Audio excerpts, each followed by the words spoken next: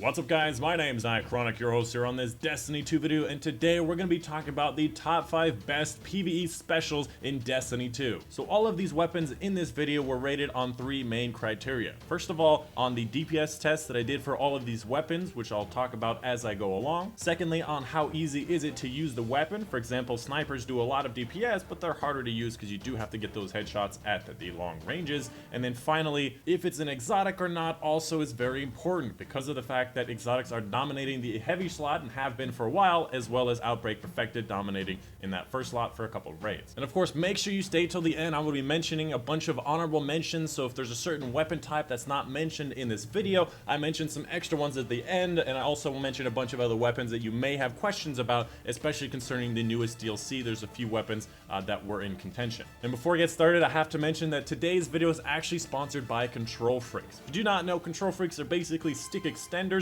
that make your sticks taller for your PlayStation, Xbox, your Nintendo, pretty much all your types of controllers. Basically extends the sticks, adds a grip at the top, allows you for more precision for aiming because you have more of an arc at the top of your stick, and I've got to say it has definitely improved my game over the last few years. I have been using Control Freaks for a really long time. I absolutely love them. They're better for comfort, they're better for aiming, they're just awesome to use, and being a bigger guy at 6'7", I have really big hands, and you know what they say about guys with big hands? They have big sticks. If you want a 10% discount code, check the link in the description down below, as well as the fact that you will be supporting me if you buy through that link. And of course, no Dychronic video would be complete without some cute and fluffy animals near the beginning of the video, and because you guys did sit through a sponsorship, a little ad there in the beginning, I will include a 5th, an extra cute animal at the beginning. Yes, that's right. Even though you can Google those things right now, you get an extra 5th one just for you. Literally, the gods told me. They came down with a goat and they said, here is an extra goat, put in your video for the sponsorship. And without further ado, let's go ahead and move on to number 5, and this top 5 countdown is going to be the legendary energy shotgun known as Badlander. Being that it's a rapid fire frame shotgun means that it does the best DPS out of all the archetypes of shotguns. It also fares very well as a rapid fire frame for killing off lots of different adds, even if they are the smaller adds.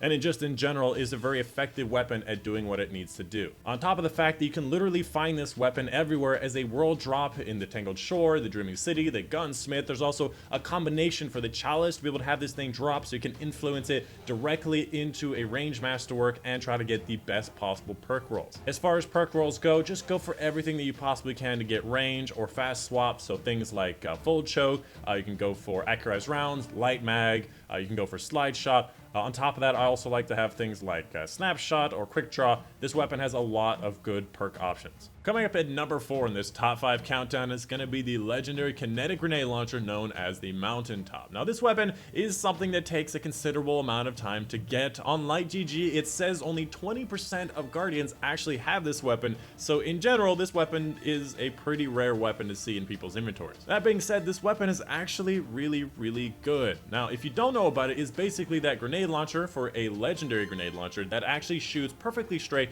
on top of the fact that it has spike grenades, allowing you to do good DPS to bosses and do it very quickly. You put yourself a rally barricade or lunafaction rift and you're going to be firing these things very quickly, allowing you to do a lot of damage in a short amount of time at mid to long ranges. Coming up at number 3 in this top 5 countdown is going to be the exotic energy sniper rifle known as Borealis. Now in my opinion, this weapon is extremely underrated. To give you an idea of why you should be paying attention to the words I'm saying, the amount of damage it does in one headshot with its perk enabled is 91,000 damage. To take a relevant point of interest, the Whispers of the Worm with box breathing does 100,000 damage. So 91,000 compared to 100,000. It is 9% away from Whisper damage, which is an exotic heavy weapon and one of the highest damage heavy weapons in the game. Regardless of the white nail nerf to the Whisper, it still does the same damage that it did before, and having a special weapon with that amount of damage is actually pretty insane.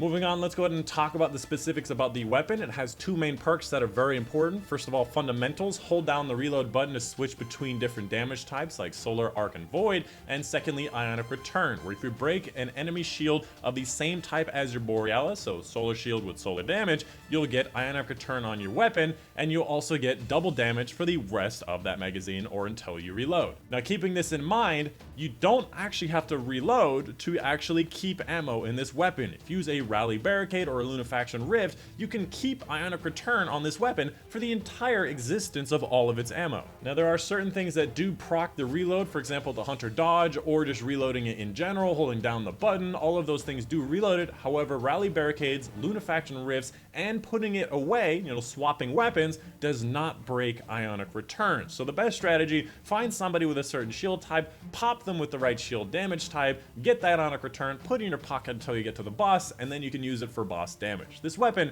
in my opinion, is highly underrated, and a lot more people need to use it because, like I said, it has like 9% less damage than the Whispers of the Worm with box breathing, and that's insane. Coming up at number 2 in this top 5 countdown are going to be the legendary shotguns known as Ikelos Shotgun and Threat Level. And I know what you're thinking. Usually Ikelos and Threat Level are at number 1. They literally have been for the last like 3 or 4 videos that I've made, but there's a new weapon that came in by storm last season that has to take number 1, that has some really crazy results that I will talk about when we get to number 1. With that out of the way, let's go and talk about Ikelos and Threat Level. Both of them are rapid fire frame shotguns. Ikelos is a solar energy, Threat Level is your kinetic version of it, which allows you to use them in either slot, which is very convenient, and they basically both act in a similar way. They both have Trench Barrel, which is basically the main lure to these weapons, allowing you to do an extra 50% damage per shot for 3 shots after a melee, allowing you to do a lot more damage for your total ammo damage, but actually allowing you to do less DPS than if you were to fire the shotgun just directly into the head of the enemy, keeping in mind the ammo conservation is needed sometimes. These weapons just perform well. Rapid fires are going to be the preferred weapon for the shotgun variety because they do a lot of damage very easily, very easy to use, and doing extra damage with Trench Barrel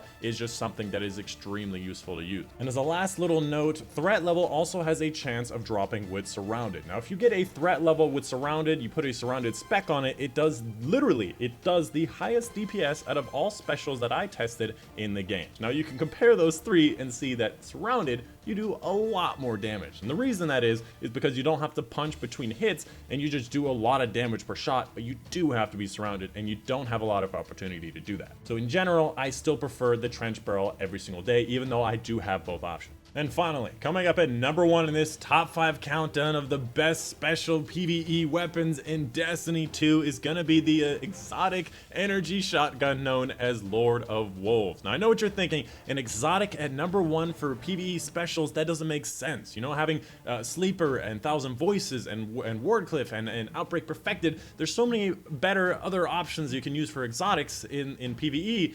I know what you're thinking, but this weapon does the most insane amount of damage. You have got to look at the numbers and you'll know why I put it at number 1. So before I get into the numbers, I have to tell you a few details about the weapon and how it works. First of all, it fires a powerful short-range burst of solar damage. So it acts more like a pulse rifle that's very close range. It fires 5 shots every single time you pull the trigger. On top of that, it also has another perk called Release the Wolves that actually changed from the previous one that used to trigger on kills. Now you just trigger it by holding down the reload button, and that fires double the amount of shots for an increased amount of damage. You actually do 7% more damage per hit, and you also fire 10 shots in each one of the bursts. Now that you know that, we can take a look at the numbers. Now, the Release the Wolves version of Lord of the Wolves actually does 113,000 damage per second. Now, the threat level we just talked about with the Surrounded can do 118,000, but you do not have to trigger it on a kill. You do not have to be surrounded with it. Lord of Wolves just does this all the time. All you have to do is just hold down the reload button once and you'll have it until you do it again. Now compare 113,000 damage with the next closest shotgun, which is threat level, at 77,000 damage. It does over 50% more damage per second than the threat level, which the better version of the threat level, the one with Trench Barrel does 61,000 damage per second. It does nearly double the damage of a Trench Barrel threat level / Ikelos shotgun. And that is why, even though it's an exotic, even though there's dominating exotic heavies and Outbreak Perfected out there, that is why Lord of Wolves, in my opinion, is the #1 best PvE special in Destiny 2 right now. On top of that, this weapon is also very easy to use. It takes a little bit of time to get used to the burst, but this weapon, is actually really good at taking out majors. You don't always have to use that 10 burst because it does use a lot of ammo very quickly. You can use the 5 burst and just absolutely melt through a lot of majors. On top of that, you can also do a ridiculous amount of damage to bosses. So things like Kali, Shirochi, or just strike bosses, you can do a good amount of damage, and you don't have to be as close as you would need to be with threat level or Ikelos. Every time I do one of these top 5 videos, I always tell myself this one's gonna be shorter. I'm gonna stop ranting as much as I usually do, and then it ends up being longer than the last time. And I'm really sorry about that, but I did want to get all those points across. Let's go ahead and move on to the honorable mentions. On screen now, you can see a list of all the DPS tests that I did. In the description down below, you can find a link to this actual spreadsheet, which has all of my notes. You can see those little black corners. Those show off little notes about extra information that I did collect about those weapons, about the fire rates. Sometimes I tested my own fire rate. Sometimes I mentioned specific details like fusion rifles. They have a 7 bolts in a single burst. Things like that. That's all over there. That is public. It's always public. It shows all of the previous DPS tests I've done, in case you were wondering. Just wanted to mention a few honorable mentions along the way. Twilight Oath is a rapid fire, really good DPS sniper rifle, and it is a legendary. Next up, Zenith of Your Kind, an old Void shotgun, which works well with tractor cannon, does good DPS, doesn't have trench barrel, but does work with tractor cannon. Next up, Imperial Decree, which is a new shotgun, aggressive frame, has the ability to have trench barrel on it. It comes from the menagerie, but you do need a blue rune to get it. I had actually never got it to drop. This is mostly based on math that I do know about. For the most part, most of the aggressive frame shotguns, they all do the same amount of damage per shot, so I just did the math, 50% more for trench barrel. I timed the amount of time it takes for melee and to fire all of the shots, and that is what I came up with. The trench is actually going to be a better DPS than the not trench for that particular weapon, but it still is not as good as the no trench threat level Ikelos, so it's kind of an honorable mention. Rapid fires will always be king as far as DPS and PvE goes. And lastly, the dishonorable mentions, basically all of the fusion rifles on the list, which are at the bottom of the list, which is actually where they do belong, because fusion rifles do have better range than shotgun. They're easier to use than shotguns, and sniper rifles with lower risk. They should in fact be at the bottom for DPS tests, but in my opinion, they're really close to being where they need to be. Now, if you take a general DPS comparison, for example, the Merciless, you compare its 37,000 damage per second compared to the next shotgun up, which is Parcel of Stardust, a lightweight frame at 46,000 damage per second.